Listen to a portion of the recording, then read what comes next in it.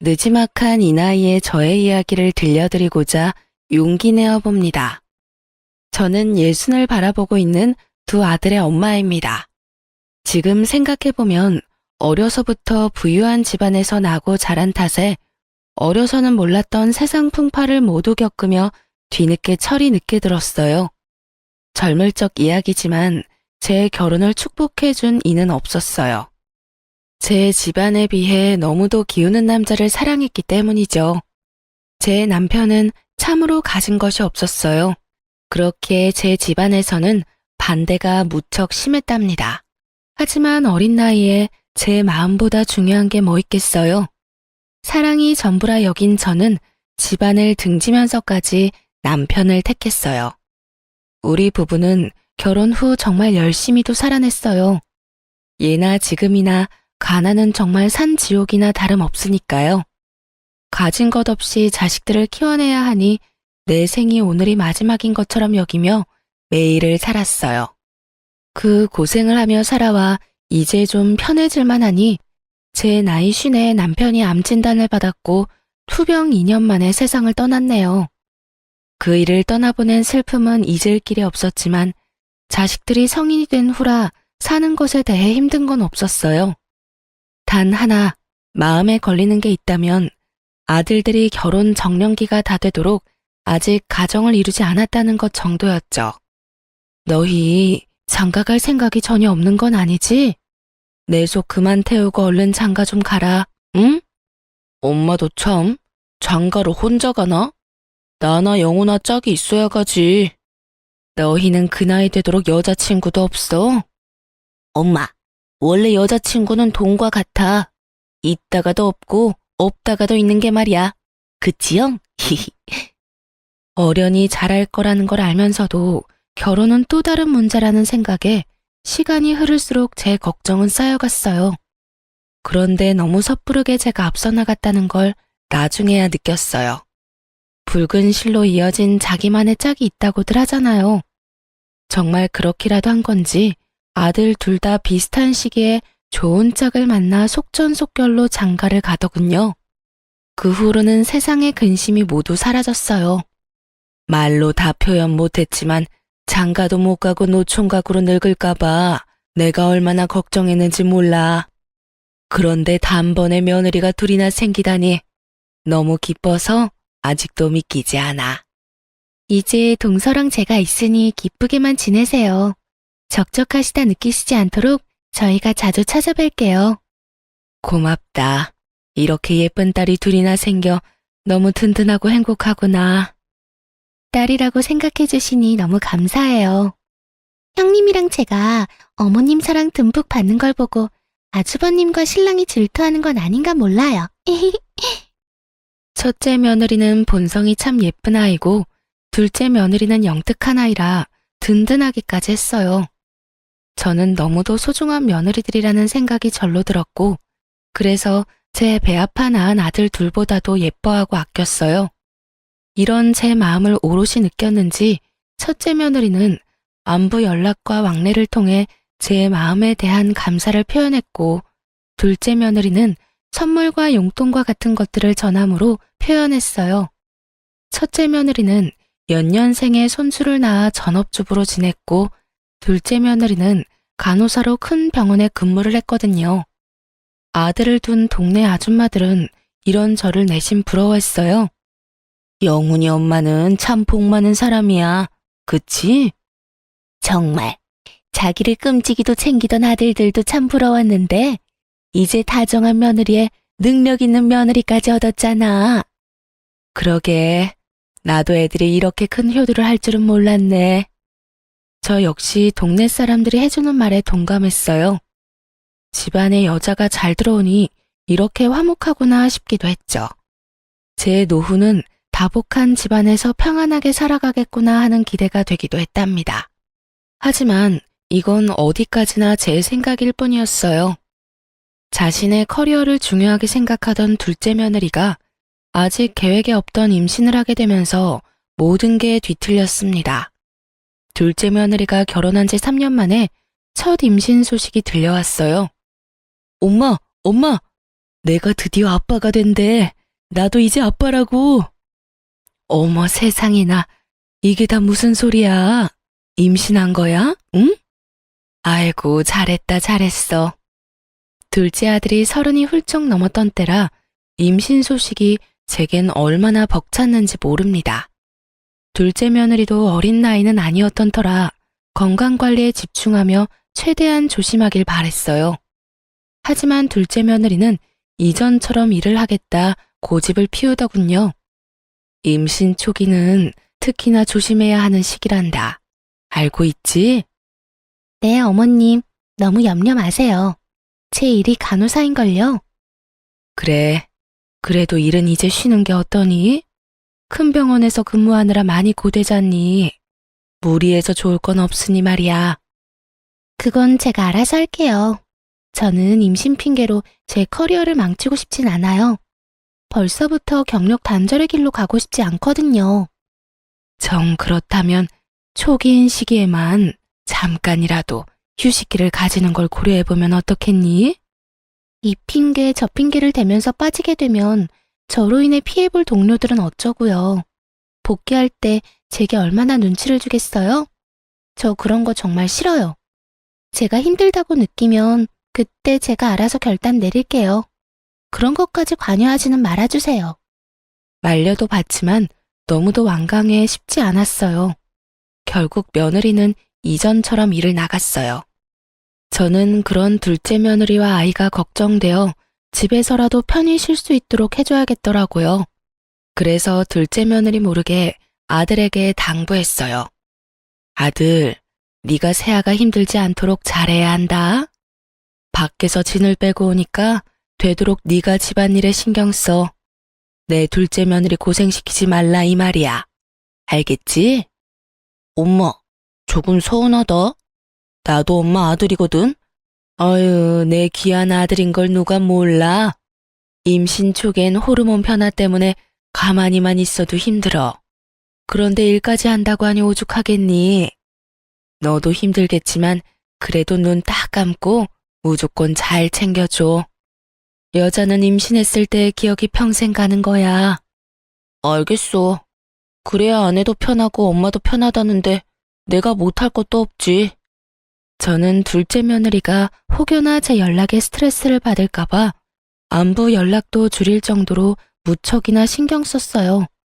매주마다 직접 창거리를 만들어 아들에게 보낼 정도로요. 그런데 둘째 며느리가 임신 4개월 차에 막 접어들 무렵 억장이 무너지는 소식을 접하고 말았습니다. 바로 둘째 며느리의 유산 소식이었어요. 엄마, 아이가 유산됐대. 실은 엄마가 더 불안해할까봐 말은 안 했지만 저번 주에 복통이랑 피비침이 있어서 병원에 다녀왔었어. 그런데 결국엔 이렇게 되고 말았어요. 아이고, 아이고, 어쩜 좋아? 세아가는 좀 어때? 괜찮니? 다행히 씩씩하게 잘 있어. 일 쉬면서 며칠 몸 관리하기로 했으니까 걱정 마. 엄마가 많이 고대했는데 어쩌지? 지금 그게 뭐가 중요하니? 내 아들과 며느리가 얼마나 상심이 클까? 아휴, 가여운 것. 어쩜 좋니? 너무 안타까웠고 또 둘째 며느리가 힘들어할 걸 알기에 마음이 무거웠어요. 유산도 출산과 다를 것 없이 몸조리를 해야 한다고 하더라고요. 그래서 제가 직접 건강에 좋은 음식을 이틀에 걸쳐 준비했어요. 그렇게 양손 가득 챙겨 둘째네 집으로 찾아갔죠. 그런데 아무리 배를 눌러도 인기척이 들리지 않는 거예요. 저는 혹여 둘째 며느리가 상심이 커 우울감에 빠져 있는 건 아닌가 하는 불안감이 엄습했어요. 그래서 아들에게 연락해 상황을 설명하고 도어락 번호를 넘겨받았죠. 급히 현관을 열고 들어갔는데 이 무슨 일인가요? 집에서 쉬고 있어야 할 둘째 며느리가 보이지 않는 겁니다. 놀란 마음에 둘째 며느리에게 연락했더니 정말 황당한 소리를 하더군요. 얘, 너 지금 어디니? 네? 저 병원 출근 중인데 왜 그러세요? 휴가 중에 출근은 무슨 출근이야. 아직 그렇게 무리하면 안 되는 건 모르니? 당장 집으로 돌아오렴, 어서. 집에만 있으니 답답해서 그냥 휴가 반납했어요. 어머님, 걱정 끼쳐 죄송해요. 저 이제 괜찮아요. 신경 쓰지 않으셔도 돼요.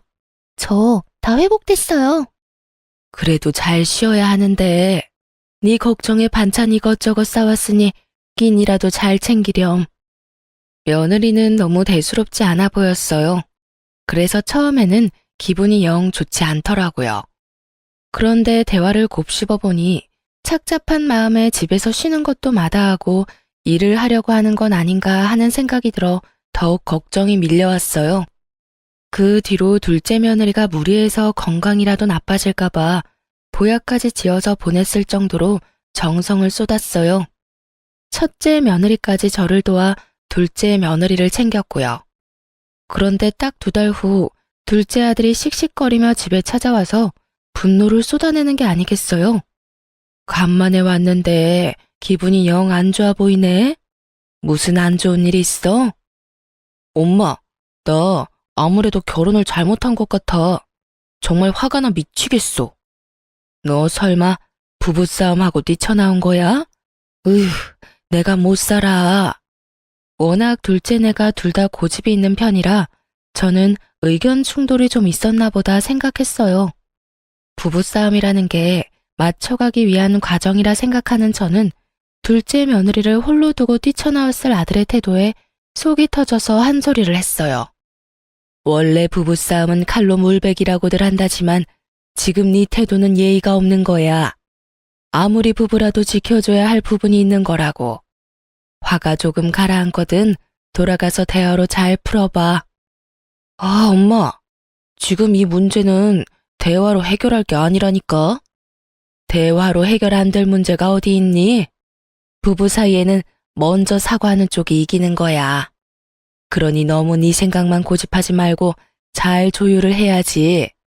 아들은 제 말에 깊은 한숨을 몰아쉬더니 자신이 집까지 뛰쳐나올 만큼 화가 난 이유에 대해 털어놓았어요. 저는 아들의 이야기를 듣고는 정말 큰 충격에 휩싸였습니다. 엄마, 2달 전에 아내가 유산했다고 했던 거 기억나지? 그때부터 지금껏 엄마가 엄청 챙겨주잖아. 그럼 그걸 어떻게 잊니? 지금 생각해도 가엾고 마음이 애잔한 걸. 유산 아니래. 유산이 아니라 자기 발목을 잡는 것 같아서 나한테 한마디 상의도 없이 애를 지운 거였대. 그러니까 엄마도 더는 내 아내 가엾게 여기지도 말고 챙겨주지도 마요. 이게 다 무슨 말이야? 유산이 아니라니. 애를 지웠다니. 아침에 잠결에 우연히 아내가 처제랑 통화하는 내용을 들었어. 그런데 애 지운 걸 나한테 무조건 비밀로 해야 한다고 당부하더라고. 그 말을 듣는데 심장이 벌렁거려서 잠이 다 깨더라. 사실 확인하고 왜 그랬냐고 물었더니 하는 말이 자기 일에 방해가 되는 존재라서 지웠대. 우리한테 이걸 말하면 노발대발을 할 게 뻔하니까 유산됐다 거짓말로 둘러댄 거고. 그뿐인 줄 알아? 우리 담당이가 자기랑 친하니까 부탁까지 해놨다더라. 나까지 제대로 속일 생각으로 유산됐다고 말해달라고 했대. 저는 아들의 말을 듣고는 둘째네 집에 쫓아갔어요. 이 사악한 것을 봐줄 수는 없겠더라고요. 도착하니 둘째 며느리가 예상했다는 듯 바로 문을 열어주더군요. 너, 내가 왜 여기까지 왔는지 다 알지? 감히 네가 우릴 기만해? 네 입으로 직접 떠들어봐. 어머님께서도 제가 일 욕심이 많다는 건 알고 계시잖아요. 제가 아이를 원하지 않았다는 것도 아실 거고요. 독단적이라는 게 잘못이었다는 거 알아요. 하지만 제가 미리 알렸다면 저를 말리셨을 거잖아요. 그래서 지금 네가 잘했다는 거냐? 네 의견이 가장 중요한 건 맞지만 이건 너만의 문제는 아니야. 그런데 어떻게 이 중대한 일을 멋대로 결정하고 행할 수 있어? 그것도 남편인 내 아들에게 숨기면서까지. 지금처럼 이러실 것 뻔한데 저라고 뭐 방법이 있어요? 유산이라고 둘러댄 제 마음은 편했겠냐고요. 저는 형님처럼 구질구질하게 살기는 싫어요, 어머님. 자식이 우선이라고 내 삶을 내려놓고 희생하는 건 바보 같은 짓이죠. 저는 제 자신이 그리고 제 일이 가장 먼저예요. 애를 유산했든 지웠든 제게도 큰 상처라는 걸 모르세요? 이날 저는 며느리에게 큰 실망을 했어요. 그리고 절대 있을 수 없는 일이라고 엄포를 놓았죠. 네가 상처를 받지 않았다는 말이 아니잖아. 내게는 나중에 내 아들을 통해 알릴 수 있다고 치자. 하지만 애 아빠와는 의논하고 신중하게 결정한 후 행동했어야지. 이번 일은 절대 용납할 수 없다는 걸 명심해. 네, 죄송해요. 저는 이날 이후로 둘째 며느리에게 손주는 바라지도 않았어요. 제 둘째 아들은 여전히 자녀를 원하는 마음이 있었지만 더는 둘째 며느리에게 이세 계획에 관한 이야기는 하지 않았고요. 그런데 그로부터 1년 후 둘째 며느리는 또 임신하게 되었어요.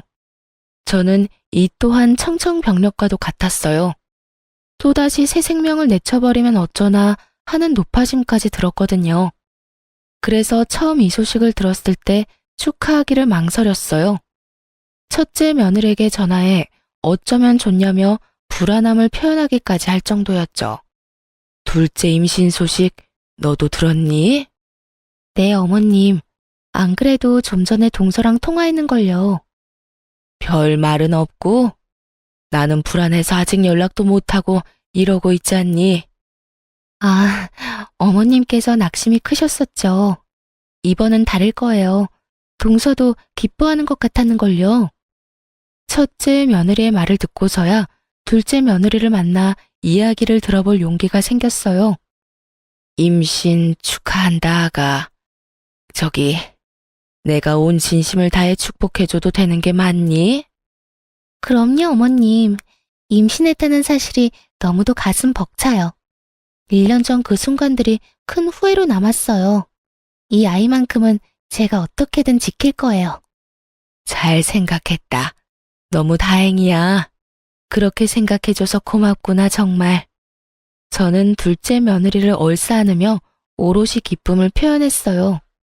둘째 며느리는 제게 말한 것처럼 임신 기간 동안 먹는 것 하나까지 관리하며 아이를 맞이할 준비를 해나갔어요. 물론 만삭 전까지 일을 쉬지 않고 쭉 해나갔지만 저는 그것까진 말릴 생각은 없었어요. 일이 중요한 아이라는 걸 이제는 너무 잘 알았으니까요. 그렇게 서로를 이해하며 지내는 동안 시간은 훌쩍 흘러 순탄하게 아이를 출산할 수 있었어요. 둘째 며느리는 육아휴직까지 내고 육아에 전념했죠. 그 모습이 당연한 것임에도 어찌나 대견스럽던지 제가 두 팔 걷어붙이고 나서서 육아를 자주 도와줬어요. 그땐 어렵게 얻은 손주라고 생각하니 더 귀하게만 느껴졌어요. 첫째 며느리가 내색하지 않았지만 서운해할지도 모르겠다는 생각이 들 정도로 둘째네에게 많은 공을 들였어요. 며느리는 아이가 9개월쯤 되었을 무렵 육아휴직이 끝나 복귀하여 다시 일하기 시작했어요. 그때부터는 제가 정말 육아를 도맡아 했다고 표현할 정도로 아이를 제가 돌보았죠. 사돈댁도 며느리만큼이나 일욕심이 많은 분이라 활발하게 경제활동을 하고 계셨기에 저 말고는 아이를 챙겨줄 리가 딱히 없기도 했거든요. 며느리나 아들이 그 어린애를 기관에 맡기는 것도 불안해했고요. 그런데 막내 손주가 돌이 막 지났을 때 제 건강이 급격하게 안 좋아졌어요. 원래도 골다공증과 고지혈증 같은 나이가 들면 자연히 생기는 여러 질병을 앓고 있던 터라 전적으로 육아를 하는 것이 제게 큰 무리가 되었던 것 같았어요. 그래서 고심 끝에 저는 둘째 부부에게 요양을 하러 다녀오겠다며 털어놓았죠. 내가 원래도 부실한 편이었잖니. 나이도 나이고 여기에 육아까지 돕겠다며 나섰더니 짧은 시간 동안 건강이 많이 나빠졌어. 그래서 1, 2년 정도 고향에 가서 좀 쉬고 올까 한다. 네? 이렇게 갑작스럽게요? 그럼 저희는 당장 아이를 어떻게 해요? 미안하게 됐구나. 몇 년 내려가 요양하고 와서 다시 도울 거니까 그때까지만 너희가 좀 고생해 주렴. 둘째 부부는 제 말에 난감한 표정을 지었어요. 아니 정확히는 둘째 며느리가 곤란하다고 말하고 싶은 표정이었죠. 엄마, 요양을 해야 할 정도로 몸이 안 좋은 거야? 고향에 이제 다른 식구도 없는데 혼자 내려가서 괜찮겠어? 너희가 걱정할 정도는 아니야. 좋은 공기 마시고 좋은 음식 먹으면서 관리하면 좀 더 활력도 생기고 좋을 것 같아서 다녀온다는 거야.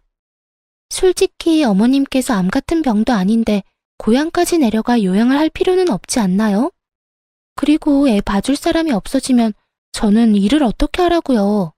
복귀하자마자 지금 일을 다시 멈춰야 한다는 소리잖아요. 저는 제 일이 그런 식으로 꼬이는 건 원치 않아요. 당신 엄마한테 그게 무슨 말이야. 우리 엄마가 무조건 우리 애를 봐줄 의무가 있는 것도 아니잖아. 다른 것도 아니고 건강 때문인데 우리만 생각하는 건 잘못된 거지, 응? 당신이 당장 육아휴직 쓰고 우리 애 챙길 거 아니잖아. 결국 엄마라는 이유로 내가 피해를 봐야 하는데 이런 말을 안 하게 생겼어? 둘째 며느리는 제 건강 회복은 안중에도 없었어요. 아니, 제가 저를 챙기려는 게 마음에 들지 않았던 거죠. 자신의 부모에게는 도움을 청해볼 생각조차 하지 않으면서 저더러는 무책임하다는 말까지 하며 잡아두려 하더군요. 당장은 앞날이 캄캄하다고 느껴져서 내게 서운할 수 있어. 하지만 내가 안 온다는 게 아니잖니. 언제든 건강이 좋아졌다고 느끼면 올라올 거야. 그러니 너그러운 마음으로 받아들여 주렴. 어머님, 이건 너그럽고 그렇지 않고가 중요한 건 아니죠. 어머님께서 줄곧 아이를 봐주면서 양육 패턴도 다 생겼는데 이제 와서 어머님 쉬어야 하니 못 도와주겠다고 하는 건 못된 거 아닌가요? 뭐? 예. 내 애 아니고 너희 부부의 아이야. 나는 여태껏 내 손주니까 챙겼던 것 뿐이잖니. 자식은 부모가 키우는 거지 남이 키워주는 게 아니야. 그런 식으로 말씀하시는 건 정말 무책임한 거죠.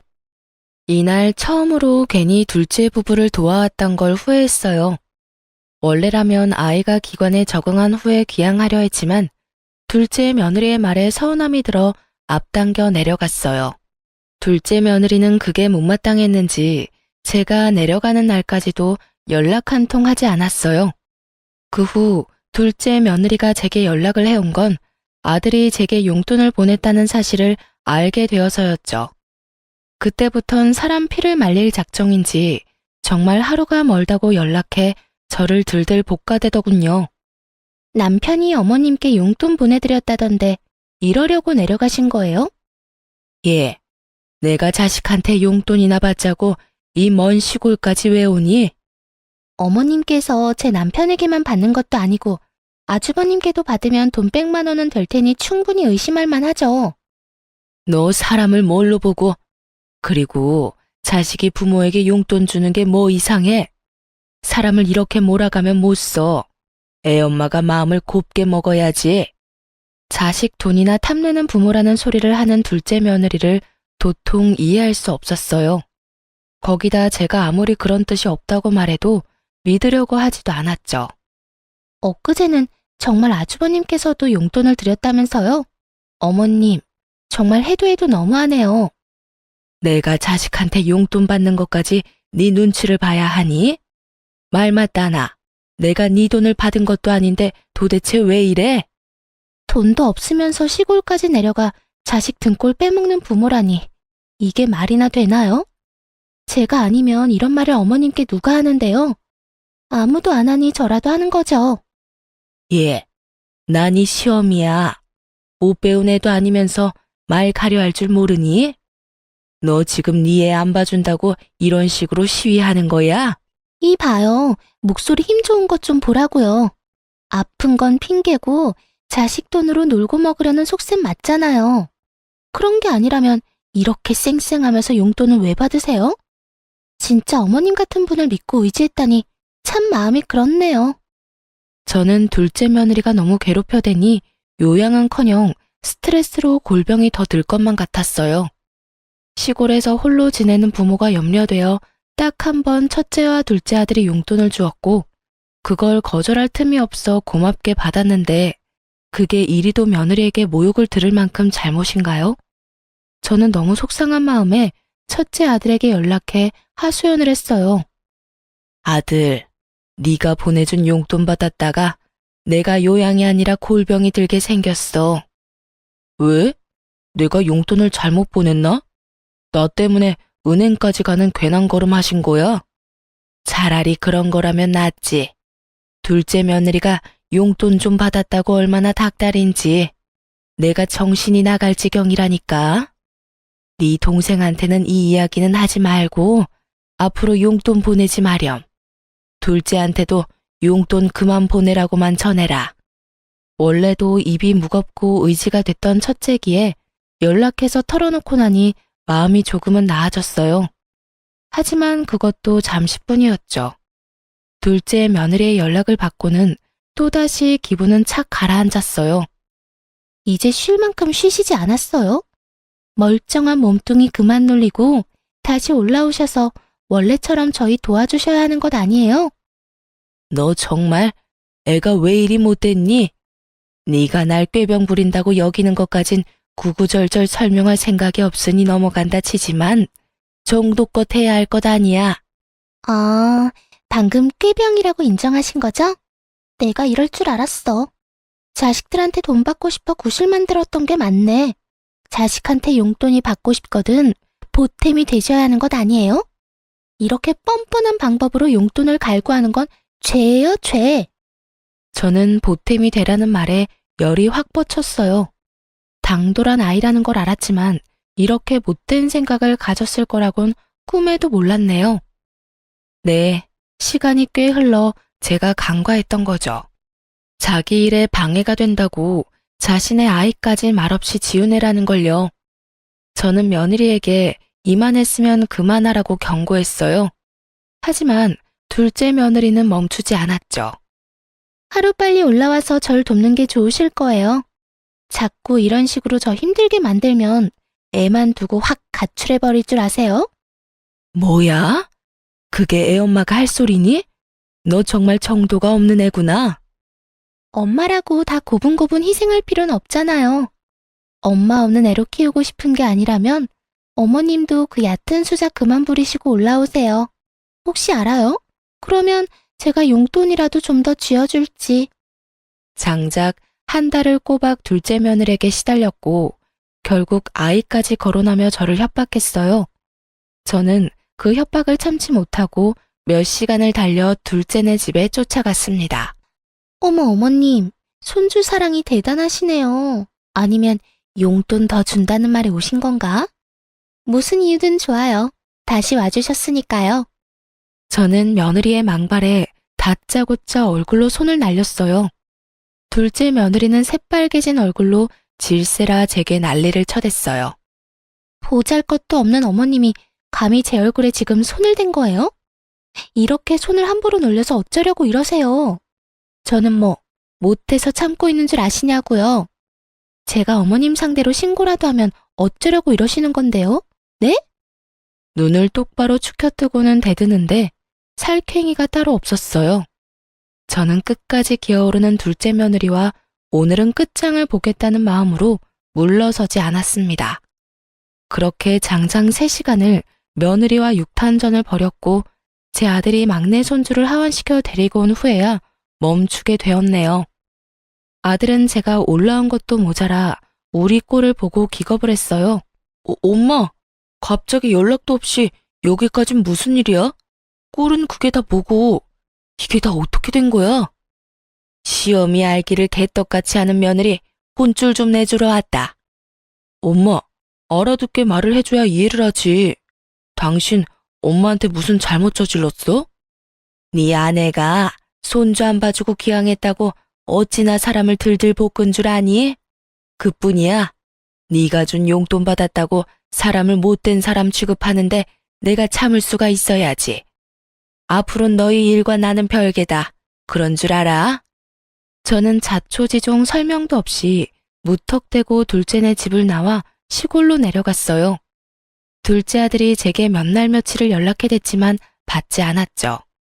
제가 전화라도 받으면 둘째에게 그간 며느리에게 당한 일을 다 쏟아낼까 봐요. 그렇게 지낸 지 일주일쯤 지났을까요? 둘째 아들에게 다시 연락이 왔고 제 기분이 차분해진 후라 전화를 받았어요. 그런데 그 일주일 사이 첫째가 둘째에게 저와 나눴던 대화를 털어놓았는지 며느리가 그렇게 행동한 줄 미처 몰랐다며 살피지 못해 미안하다는 겁니다. 부모라는 게 참 묘하게도 자식이 사과를 하니 가슴이 먹먹하더라고요. 그래서 이제 다 괜찮다고 아들을 한참이나 다독였네요. 그런데 둘째 아들과 통화가 닿은 후부터 둘째 며느리는 더 악독해졌어요. 제게 폭언을 일삼고 자신을 해코지한 파렴치한 취급을 하더라고요. 손버릇 더러운 분께서 그동안 어떻게 참으셨어요? 제가 또 용돈 운운하면 와서 제 얼굴에 손대실 거죠?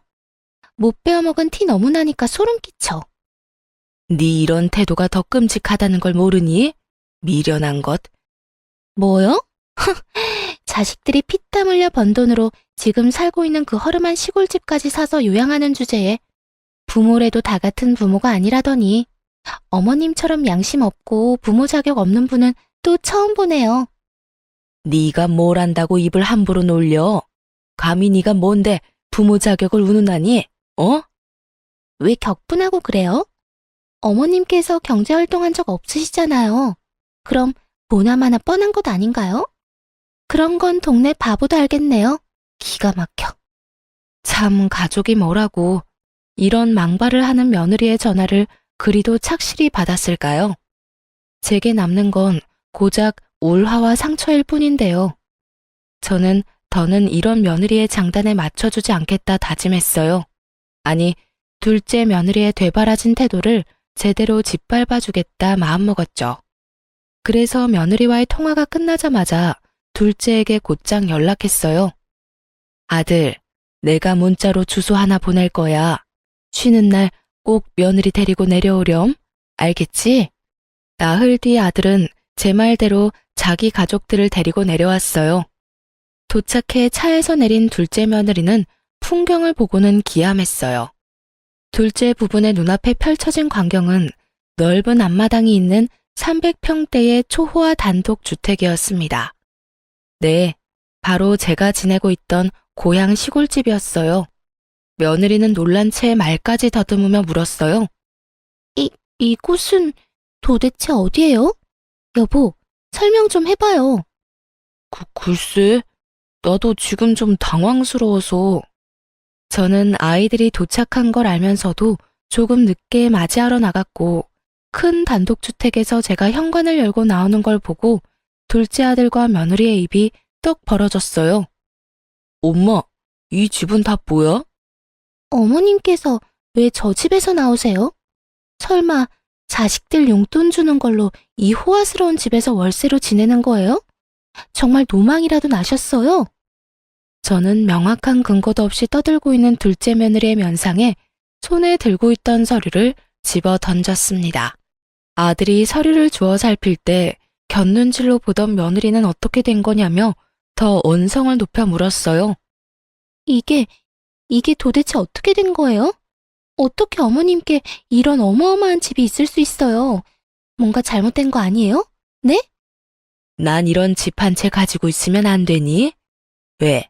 내 자식들 앞으로 대출받아서 사기라도 했을까봐? 뭐요? 내가 이럴 줄 알았어. 이 한심한 인간아. 갑자기 인상을 팍 쓰더니 제 아들의 멱살을 잡았어요. 아들들이 대출을 받아줬다고 바로 확신하고 말이에요. 제가 있든 없든 며느리는 이미 그건 상관이 없는 듯 했어요. 눈이 뒤집혀서는 제 아들에게 노발대발해댔어요. 당신의 형제가 여자들 피를 말린다는 거 아니? 너네만 부모 있어? 누구는 부모한테 못해서 안 하는 줄 아냐고. 방 한 칸 딸린 작은 집도 아니고 이 무시무시한 집을 사려고 대출까지 받는 게 말이나 되냐고, 이 정신 나간 놈아. 저도 그 꼴을 보고 분노가 치밀어 참지 못하고 며느리의 얼굴을 밀치며 고성을 쳤습니다. 어디 시어미 앞에서 남편 멱살을 잡아? 정신 나간 건 내 자식이 아니라 너야, 이 멍청한 거사. 도대체 시어미 알기를 어떻게 알기에 이따위 행동을 아무렇지 않게 하는 거냐? 응? 저요? 어머님을 쥐뿔도 없는 분으로 알죠. 경제활동도 제대로 안 하시던 분이 무슨 수로 이 큰 집을 사느냔 말이에요. 시골에 내려와 지낸다는 이유도 다 이것 때문이었어요? 자식들 돈으로 혼자 팔자 펴고 살려고? 쥐뿔도 없는 건 내가 아니라 너겠지. 내 재산이 얼마가 됐던 내게 10원 한 푼 안 가게 할 테니 각오해라. 어차피 내 남편 재산이 곧 내 재산인 거 몰라요? 그리고 어머님께서 자식들에게 물려줄 재산이 어딨어요? 다 자식 등쳐먹어서 마련한 것들인데 원래 주인한테 돌아가는 거지. 얘야, 아무리 덜 살았어도 이리 미련해서 되겠니? 세상엔 눈에 보이는 게 다가 아니란 걸 아직도 깨닫지 못한 팔푼이 같은 것. 제 재산을 절대 둘째 며느리에게 가지 않게 하겠다고 말했지만 며느리는 끝까지 제 재산임을 인정하지 않았어요. 하지만 어느 부모가 자식 앞으로 돈을 당겨 이런 집을 사나요? 제가 위에서 언급한 것처럼 저는 부유한 집에서 자랐어요. 이 집 또한 저도 제 부모에게 물려받은 것인걸요. 제 부모님께서 저를 내쳤던 것에 대한 미안함을 평생 가슴 깊이 간직하며 살다가 별세하셨어요. 그러니 얼마나 더 챙겨주고 싶으셨겠어요. 제가 이렇게 시골까지 내려와 요양하겠다고 마음먹은 것도 긴 세월 저지른 불효를 이렇게라도 용서받기 위해서였어요. 저는 이 호화스러운 집 뒷마당에 제 부모님의 묘를 세웠거든요. 제 노후를 부모님의 묘를 손수 관리하며 살고 싶었어요.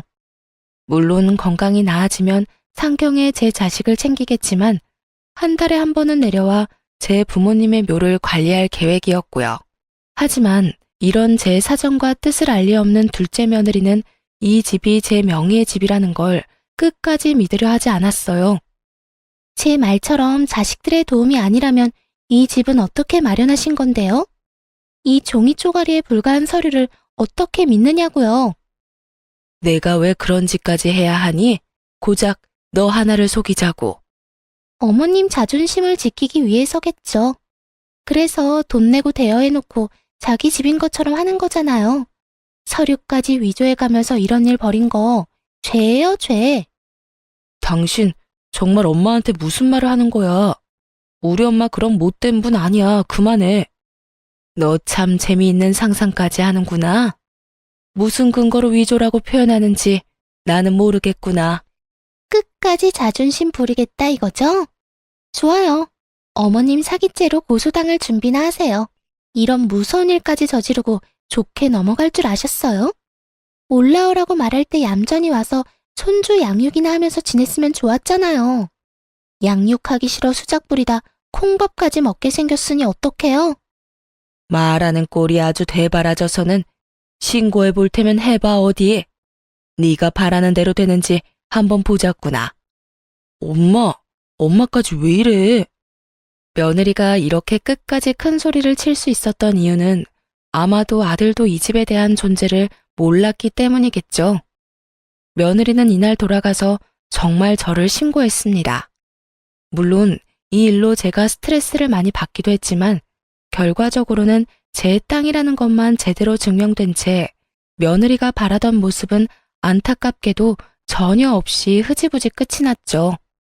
그런데 이 일을 계기로 둘째 며느리가 저를 대하는 태도가 바뀌었어요. 어머님, 제가 큰 실례를 범했었죠.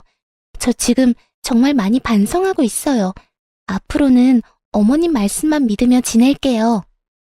얘가 왜 이래? 원래 하던 대로 하렴. 이미 네 본 모습을 다 알았는데 이런다고 뭐가 바뀌니? 아이, 어머님, 말씀을 왜 그렇게 하세요? 제 본 모습이라니요. 그땐 제가 미쳤었던 거예요. 일과 육아에 치이다 보니 정신이 어떻게 됐던 것 같아요. 제가 그동안 쏟아낸 망언은 뭘 몰라서 했던 거니 마음에 담아두지 마셔요. 제가 앞으로는 정말 잘할게요. 그렇게 내숭 부릴 것도 없다. 네가 뭘 하든 네가 하는 거라면 난 다 필요 없으니. 제게 굽신거린다는 표현이 꼭 맞을 정도로 굴었어요. 제가 아무리 딱딱하게 말하고 받아주지 않아도 둘째 며느리는 짜증 섞인 목소리 한 번을 안 냈죠. 뿐만 아니라 제 요양까지 돕겠다며 말하는데 기가 찼습니다. 어머님, 이참에 제가 요양을 도와드릴까요? 제가 간호사니까 어머님께도 큰 도움이 되지 않겠어요? 어머님 마음만 풀리신다면 제가 지금 하는 일도 그만두고 당장 어머님 계신 곳으로 내려갈게요. 진심이에요.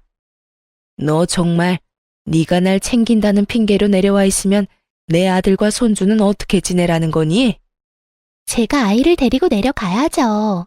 아이도 할머니와 함께 지내는 걸 좋아할 거예요.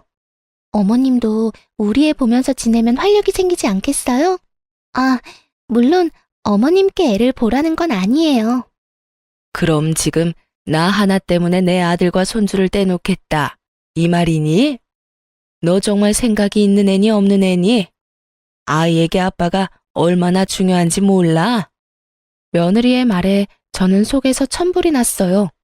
그 손주 하나를 보기 위해 제 아들이 입은 상처의 크기가 어떠하며 제가 어찌나 귀하게 챙겼던 아이인가요.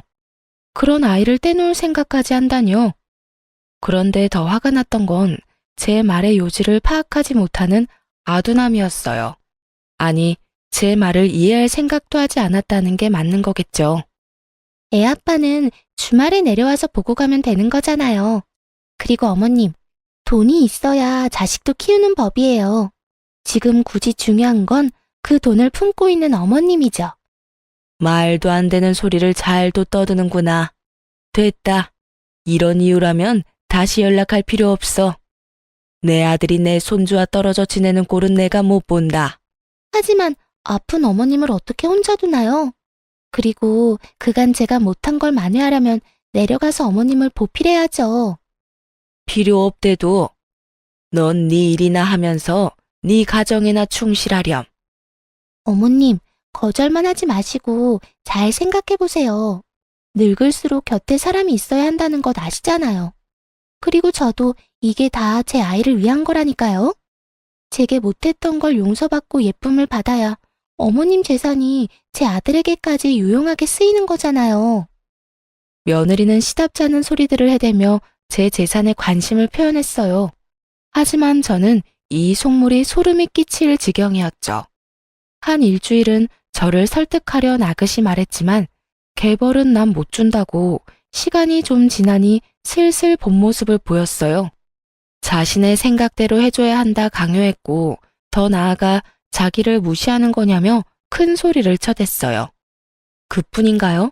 망발도 서슴없이 쏟아냈습니다. 거절도 정도껏 해야죠. 돈 좀 있다고 이렇게 사람 무시해도 되는 거예요? 저요, 어머님 며느리예요. 가족이라고요. 제가 일까지 포기한다고 했으면 좀 속는 셈 치고 넘어가 줄 순 없나요? 내가 왜 그래야 하니? 그리고 내가 언제 널 무시했어? 무시라면 아마 네 연락을 고의적으로 받지 않았겠지. 전화를 받아서 대놓고 무시를 하는 거잖아요.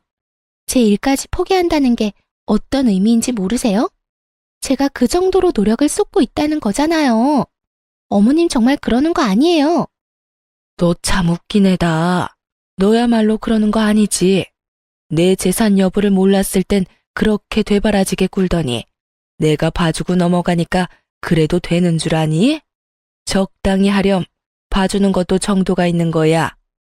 내가 다른 사람은 몰라도 네 도움은 받을 일 없을 거니 그런 줄 알렴.